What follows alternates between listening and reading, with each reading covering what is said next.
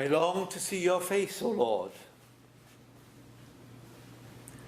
Could it be that the ancient psalmist who penned the words of Psalm 27 that we heard spoken today could also be speaking for some of us when he says, "Hear, O Lord, the sound of my call.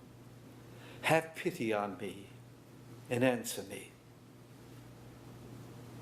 He speaks of a longing to connect with God, a longing that I believe many of us today seek. This longing was something Elijah, the Old Testament prophet, felt. The reading from the first book of Kings, chapter 19, described how alone and abandoned Elijah sought shelter in a cave. People who once shared dreams and hopes and fidelity to God no longer shared those hopes and dreams. They had given up on God and God's promise to be with them.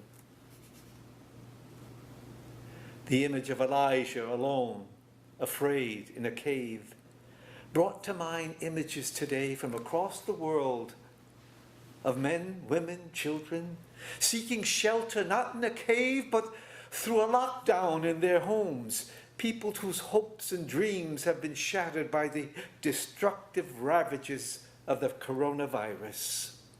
People who are afraid to leave their homes, their caves, afraid that destructive forces still surround them, seeking to do them harm.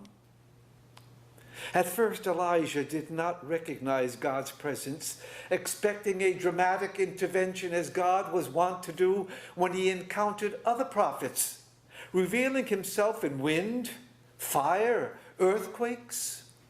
Instead, it was a simple whisper that Elijah would eventually recognize, an assurance that God hears the cry of the poor, the lonely, those who cower in fear of a danger that surrounds them and that seeks to do them harm. If today you hear his voice, be prepared to hear a whisper. There will be times, however, when that voice is more than a whisper, and we saw that today in Matthew's Gospel. Because they deeply touch human relationships, matters regarding sexuality and marriage emerge in a sermon that Jesus delivered. The imagery of straying eyes and roaming hands reminds the faithful that treating others as objects of pleasure undermines personhood. In other words, with Jesus, we do not just have bodies, but our bodies made in his image and likeness. His defense of marriage was to defend women who were treated as dispensable and discarded at will. We see attributes of God revealed to us today that clearly reveal his concern for each one of us.